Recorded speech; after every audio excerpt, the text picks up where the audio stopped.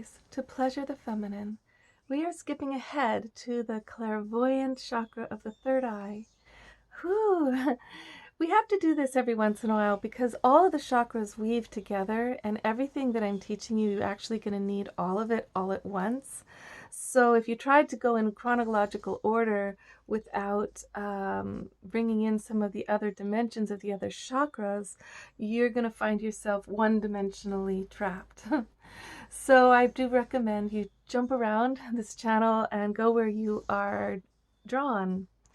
So the clairvoyance that opens in the third eye is very important to passionate love, because we enter a place where our heart is so open and our mind is so non-judgmental and excited, incendiary with each other because of each other, that the thoughts actually go away. And when the thoughts go away, what we're left with is clairvoyance. Now, I've been starting a dream practice with a dream shaman that I highly recommend you study with. His name is Robert Moss, and he's got amazing books. What are some of the names of these books? Let's see, The Three Only Things, Active Dreaming, Journeying Beyond Self-Limitation to a Life of Wild Freedom. And what I'm finding is, as I do these dream practices, asking a question at night before I go to bed to the other world, as these answers come that totally are real, they guide my life and tell me what my lover needs, what I need from him, or what's about to happen, what's not okay, what if I don't confront this or that, we'll be in danger. And I'm becoming like totally clairvoyant because of this dream practice.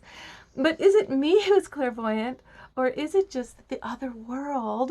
When you open to the dream world, it's clairvoyant. There's another dimension that knows everything ahead and in the past. There's these parallel lives, parallel realities of our souls. So if you're in a really crappy time period in your marriage, there's another time period in the future or in another plane that you can access through the dream portal to go there where it's going fantastic. Open that portal and pull through the portal that reality into this one. Now, I feel like I just did that with the relationship that just came to me. This is absolutely amazing, but I felt it was drifting away.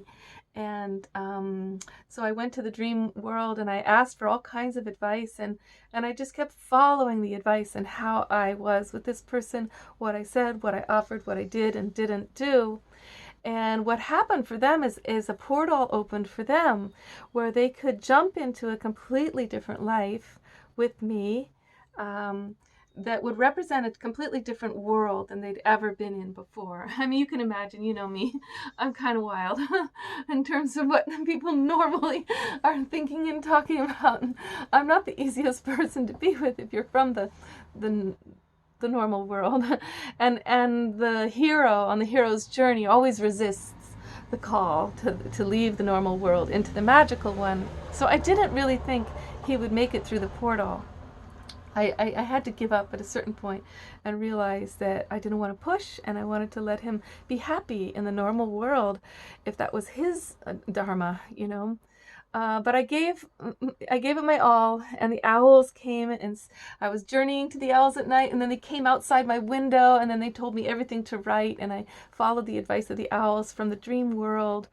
And what happened for him was he entered near-death experience 3 times in a couple of days. And there were 7 deer, not 6, there were 7 deer who oversaw his surviving these near-death experiences. 1 before, 2 during, 1 crossing the road causing it, another 2 the day after, on and on like that. All of these deer representing the heart. And in one of the near-death experiences, he actually hits a rock with his heart, and his heart compass, spiritually, I believe, is knocked into place. Because this is the thing, we can live a lifetime where our heart compass is askew.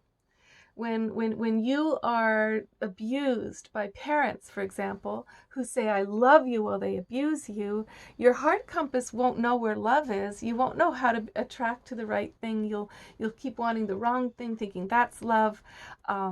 So a lot of people, a lot of people have their heart compass broken. And if you want heart compass reconnection surgery, I would go to David Wiley, his website. I think it's David Wiley Keeps the Fire. He does run heart connection and rituals for people. I went on one for 9 days that really worked for me long ago when I just was so confused I couldn't follow my heart. And out of there, I just stepped onto my path of bliss that I've been on ever since. However wild and unpredictable, I've been on my path of bliss, my personal bliss, right? Okay, so let's think.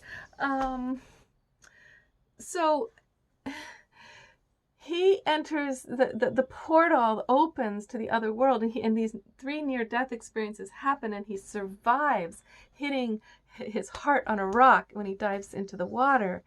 Now, this is the thing. When you're being brought into a new dimension of reality, a whole new life where it's going to be different people and different beliefs and a different kind of experience of love and passion,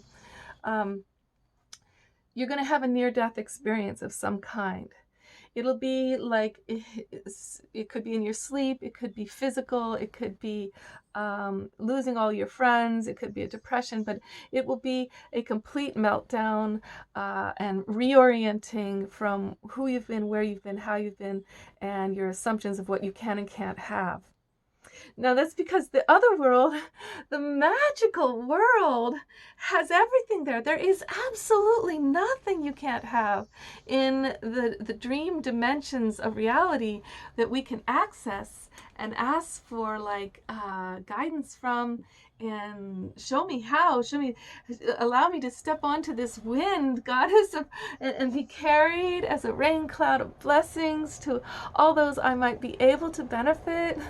You know, these are the kind of prayers that start coming to you where you realize there's nothing you can't have, and even changing the length of your life can be altered.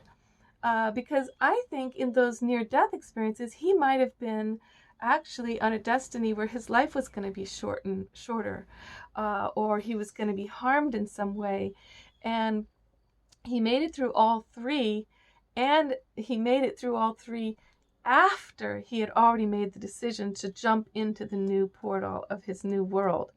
So if he hadn't decided to jump into the new portal of his new world,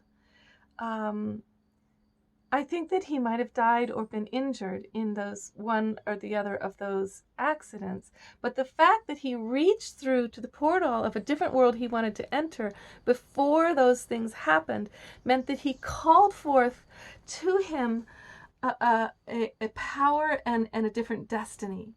So we have different destinies, different alignments on different levels of time dimension. I know, you're like, Eve, how far out are you going to go? Well, we're on the 3rd eye, okay? That's one of the 88 levels that's the 6th level, right before the spirit level, and you got to learn how to pleasure the feminine on this level. So the very first thing to do is to start opening up to the multidimensional reality, being psychic yourself, being in tune, trusting your intuition, and contacting and allowing yourself to be contacted through dreams. So the very easiest thing to do is to get a journal, a pen, keep it by your bed, ask a question every night related to your relationship, related to your life. What do I do? How do I do it? And any fragment that comes to you, like numbers have been coming to me in the morning, like somebody else, a voice will say, that person for you is 44. And I know for me, 4 means friendship. So it's double friendship, right? Or, you know, that last night's dream for me was all about my lover man setting up a foundation for me on all 7. It said all 7 chakras foundation he's building. You know, it's like, oh my God, I couldn't wish for anything more, you know. So it's a fragment a lot of times, not even a whole dream. You just write down the fragment, give it a title. So 7 chakra foundation, 44 friendship, whatever the title is for that will jog your memory into the whole experience you just had in your sleep. Okay, and then later on in the day you can analyze it, but don't worry about analyzing it when it's just coming to you in the morning. Okay, and realize this is a real thing. This allows the other dimension, your guides, your angels, your ancestors, to contact you with information you're going to be needing. And now, with so much going on in the world, such a wild, crazy world, with the pandemics and global climate change and police brutality that has to be reformed, and the jail system that has to be dismantled, and the our political system that has to become actually democratic. There's so many changes that all the trees, 8 billion trees we have to plant to change the climate situation. It's a lot to do. So you're going to need access to the portal of the other world. You're going to need constant access, and you don't even have to wait to go to sleep at night. You can learn how to consciously dream while you're awake and access that realm. But that's a whole different thing. I'm here to help you pleasure the feminine. If she's feminine, and the feminine with you, inside you, she's in tune with other dimensions and consciousness that is intuitive. Okay, so never, ever doubt her intuition, even if it's totally illogical. Go with it, okay? The worst thing you can do is say, explain yourself. Be logical. You're going to destroy that feminine connection in yourself and with her, because the thing about intuition is it's not logical. It makes no sense, and it is deeply guided from an other place, a different world that sees what you don't see. So if you allow the feminine to have a primary place in your life, at the heart of your life instead of the periphery, you'll become guided by these deep messages from within you and from within her. Okay? Oh, I'm so excited. Like, I have never felt so clairvoyant in my life. I've even been able to now dream for other people, like, and I enter their lives and I see who they grew up with. I see everything about them. I see the everything that they need to watch out for. And sometimes marks appear in my body when I'm doing my healing work, big red marks in shapes of messages. Now that sounds freaky. It makes me sound like a witch. You see in my fire painting over here.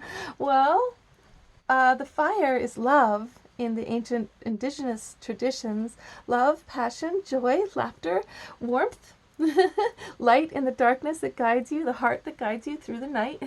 So you can call it whatever you like, but I like to call it simply openness to more than one dimension. Okay, that's all. Love life, darling. I'm so happy we're in this together. We need each other.